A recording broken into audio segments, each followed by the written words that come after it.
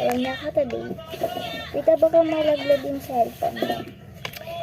So, may nag-comment. So, di ko na ilalagay dito sa taas kasi ako na lang magbabasa. Narinig na ba ako? May nag-comment, sabi niya, wait lang. Meron ka ba po bang i-unbox? Please po mag-unboxing ka naman po. Ay, Diyos ko dahil, lahat talaga. Meron sa mga binibigay mga kaklase ko, pero doon ko na talaga sa school ino-open.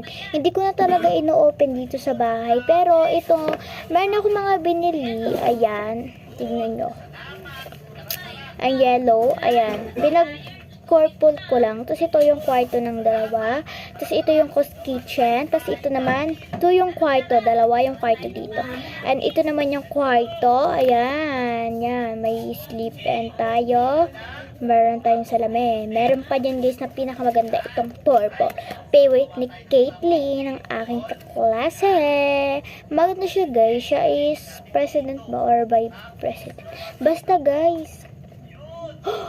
Oh, diba? Apaka-cute. So, ito. Tinanggalan ko na siya laman. Pinalitan ko kasi ito gagawin ko ng room. Diba? So, gusto ko sana mag-unboxing kaso wala tayong i-unbox. I have an idea. So, tatawagin ko yung BFF ko. Sabi ko, B, unbox naman tayo, B. Ay, mag-give naman tayo, B. Ganun. Tatawagan ko siya. Wait lang. Okay guys, sabi niya, oo. Ang gagawin niya na daw, so sa Python ko na lang ipapakita. Kasi tutuloy pa namin yung pag-unbox, yung ng mga gadgets, di ba? Ito, gusto ko sa kanya itong ibigay kasi di ko na siya masyadong nagagamit. Ayan. Ikakabit ko na dyan. Tapos magkukuha pa ako ng iba-iba. Pero di ko na ipapakita yun ha.